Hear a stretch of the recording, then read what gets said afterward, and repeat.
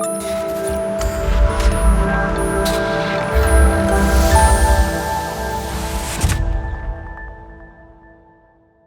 Welcome back to legal tax. और आज के इस वीडियो में हम बात करने वाले हैं ITR 1 और ITR 2, ITR 3 और ITR 4 के बारे में। आपको कौन से ITR फाइल करना चाहिए, ये भी हम बात करेंगे। तो अभी इसके बाद जो हम ITR फाइल करेंगे वो फाइल करेंगे फाइनेंशियल ईयर 2023 और 24 के लिए, जिसको हम असेसमेंट ईयर बोलेंगे 2024 और 25 के लिए। ठीक है, तो नेक्स्ट हम जाते हैं। अब हम बात करेंगे why should you file ITR। आपको ITR फाइल करना क्यों कंपलसरी है। अगर फर्स्ट पॉइंट आता है claim and income tax refund from the department. अगर आपका कोई क्लेम बनता है, अगर आपका कोई TDS कटा हुआ है, तो उसके लिए आपको ITR फाइल करना कंपलसरी है। अगर आप ITR फाइल नहीं करते हैं तो आपका एक तो फर्स्ट क्लेम नहीं मिलेगा, सेकेंड आपको उसके बाद डिपार्टमेंट की तरफ से नोटिस आ सकता है। तो ये आपका फर्स्ट पॉइंट हो गया। सेकंड आता है अर्न फ्रॉम और have investment in foreign asset. अगर आपका कोई फॉरेन में कोई इन्वेस्टमेंट है या एसेट्स है, तो उसके लिए आपको डिपार्टमेंट को बताना कंपलसरी होता है कि आपको ITR फाइल करना जरूरी है।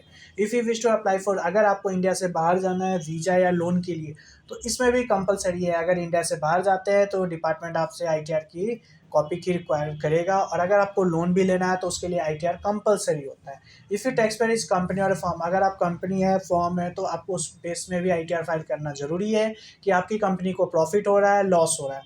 If you have loss from the business of professional capital gain head, अगर कोई कैपिटल गेन हेड होता है, if you are not follow carry forward करना भी होता है, अगर आपको लॉस हो रहा है, तो ये सारी चीज़ें डिपार्टमेंट को बताना कंपलसरी होता है, जिससे डिपार्टमेंट को पता चले कि आपको लॉस हो रहा है या प्रॉफिट हो रहा है बिजनेस में।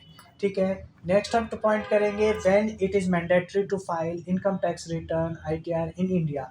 क्यों कंपलसरी है। जो आपको बेसिक जो एग्जाम्पशन लिमिट है फॉर इंडिविजुअल बिलो 60 ईयर्स, उनके लिए 2.5 लाख का होता है। For individual above 60 years but below 80 years, उनके लिए 3 लाख का है। फॉर इंडिविजुअल अबव 80 ईयर्स, उनके लिए 5 लाख का होता है। इसके बेस बिहार पे आपका इससे ज़्यादा है तो आपको ITR फाइल करना 100% कंपलसरी होता है।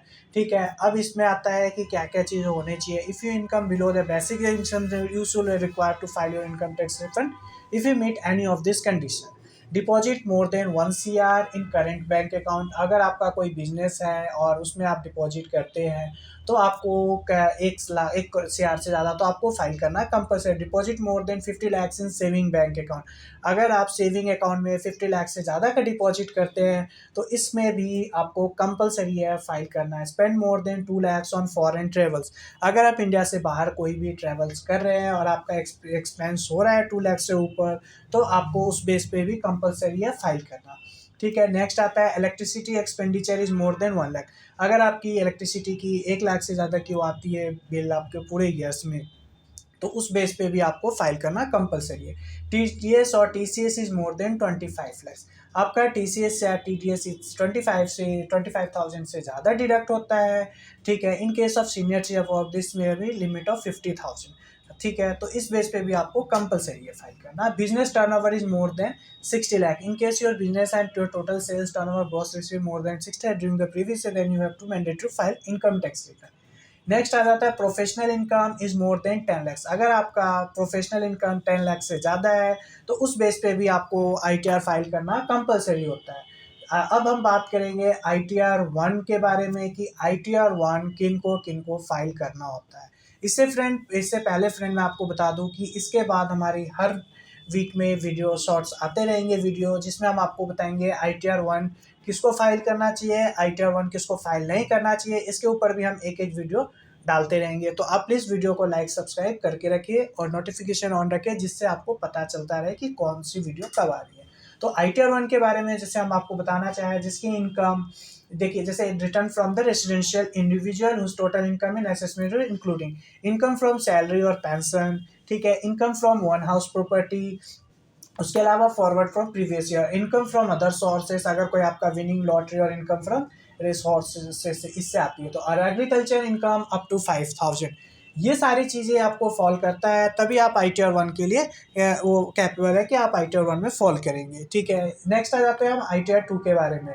ITR 2 is for use an individual और a Hindu undivided family whose total income for the assessment year 2023 or 24 included income from salary or pension, income from house property, income from other sources including same आपका जो ITR 1 में है.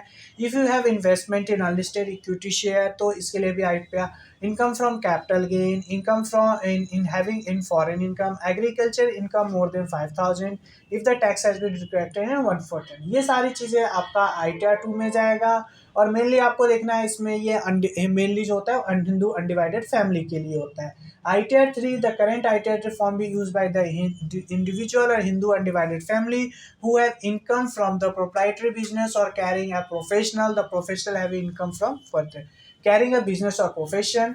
ठीक है, ये mainly Hindu undivided family और individual के लिए. If you are an individual director of a company, if you have investment in unlisted equity, income from a partner in the firm, ये सारी चीज़ें इन शॉर्ट्स हिंदू और Hindu are not eligible for ITR 1, ITR 2 और ITR 4 should with 5 ITR 3. Next जो हमारा है वो ITR 4 है. ITR 4 applied to individual or HUF partnership firm other than LLP which are residents and those total income included. ठीक है, business income according to the presumptive income scheme under section 44AD or 44E. Professional income according to presumptive income section under section 44ADA. Income from salary or pension up to 50 lakhs. Income from one house property not more than 50 lakhs excluding the amount of out forward loss or carry forward. Income from other sources having income not more than 50 lakhs excluding income from lottery और races हो गए. ठीक है, इसके अलावा इसमें आ जाता है आपको एक चीज़ और नोट रखना है, यानी कि an individual earning income from the above mentioned sources or freelancer can option for presumptive scheme. Their gross receipts are not more than 50 lakhs. The presumptive income scheme under section 44 AD, AE and ADA. When individual or entity option to derive the income as a presumptive income. Example when ये last आपको example के लिए. ठीक है, तो ये सारी चीज़ें होती है. नेक्स्ट हम अभी वीडियो आएगी उसमें ITR 5, ITR 6 और ITR 7 के बारे में हम बात करेंगे. अगर वीडियो अच्छी लगी हो तो प्लीज़ वीडियो को लाइक, सब्सक्राइब और शेयर ज़रूर करें जिससे, और अगर आपको कोई क्वेरी होती है तो आप हमें कमेंट करके उसके बारे में आप पूछ सकते हैं. थैंक यू एंड धन्यवाद.